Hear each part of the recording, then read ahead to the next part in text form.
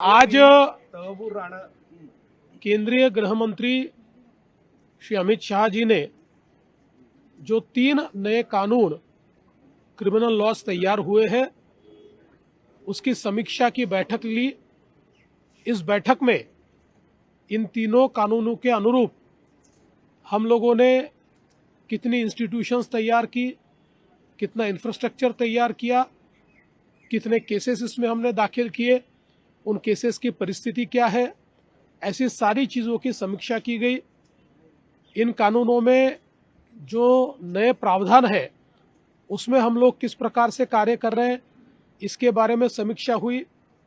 हमने महाराष्ट्र की ओर से बताया कि 7 साल से ऊपर की केसेस में जो फॉरेंसिक इंफ्रास्ट्रक्चर तैयार करना है उसमें 27 वैन्स हमने कार्यरत कर दी है।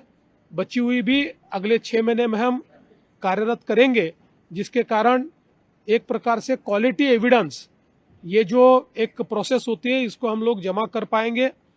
साथ में जो हमारे कोर्ट्स है उन कोर्ट्स में तो हम लोगों ने एक प्रकार से ऑनलाइन सिस्टम्स खड़ी की है, लेकिन नए कानून के हिसाब से हर कोर्ट का डेजिग्नेटेड डेडिकेटेड नोटिफाइड क्यूबिकल ये कोर्ट में खड़ा करना है, ये फॉरेंसिक लैब में खड़ा करना है। इसके लिए हम लोगों ने काम शुरू कर दिया है।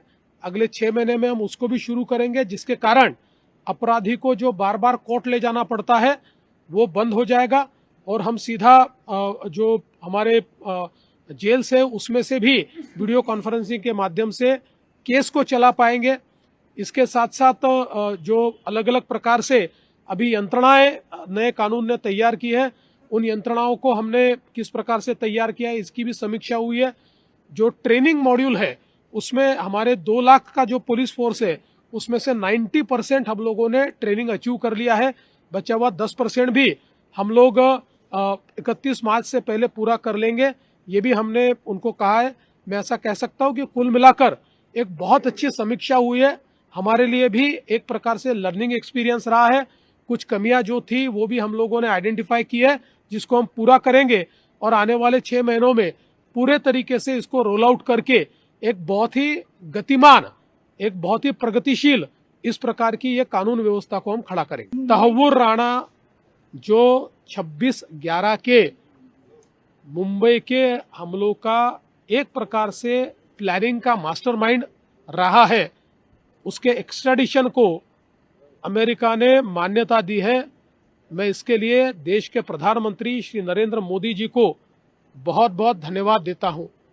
पिछले समय हम लोगों ने पीछे लग के अमेरिका से परमिशन लेकर ऑनलाइन तहव्वुर राणा की साक्ष्य की थी, जिसके कारण इस मामले में जो पाकिस्तान का हाथ था वो दुनिया के सामने आया। कोर्ट ने कन्विक्शन भी दिया, लेकिन हम सभी भारतवासी चाहते थे कि भारत के खिलाफ साजिश करने वाले, हम पर हमला करने वाले इस मास्टरमाइंड को भारत को सौंपा जाए, जिसके ऊपर अमेरिका तैयार नहीं थी। उनके प्रोटेक्शन में वो था, लेकिन प्रधानमंत्री जी की पहल पर तहव्वुर राणा को एक्सट्रेडिशन की परमिशन एक प्रकार से अमेरिका के राष्ट्रपति श्री ट्रंप इन्होंने दे दी है। मुझे लगता है भारत के लिए एक बहुत महत्वपूर्ण ये चीज है, क्योंकि हमारे लीगल और जुडिशियल सिस्टम के माध्यम से हमारा अपराधी ये अपनी सजा पाए, ये हमारे लिए बहुत महत्वपूर्ण है। मैं इस घटना को बहुत महत्वपूर्ण घटना मानता हूँ। सवाल है, अगर उनको मुंबई की जेल में रखा जाता है तो क्या सुरक्षा व्यवस्था के हिसाब से सुरक्षा व्यवस्था टाइट है कि ऐसे खतरनाक अपराधी को लाकर वहाँ रखा जाए? अरे भाई, हमने कसाब को रख लिया तो ये कौन सी बड़ी बात है। बिल्कुल रख देंगे। सर, आरबीआई ने न्यू कोऑपरेटिव बैंक है उसकी निकासी पर प्रतिबंध लगा दिया है। मुंबई में भी कई शाखाएं, वहां लोग रो रहे हैं, इसको लेकर आप? देखिए, आरबीआई जब कोई बैंक खराब परफॉर्मेंस करती है, जब उसके जो एसेट्स होते हैं वो डिप्लीट होते हैं, तो आरबीआई इस प्रकार के प्रतिबंध लगाती है, उस पर इंक्वायरी करती है, डिप्लीट होने वाले एसेट्स को रोकने की कोशिश करती है।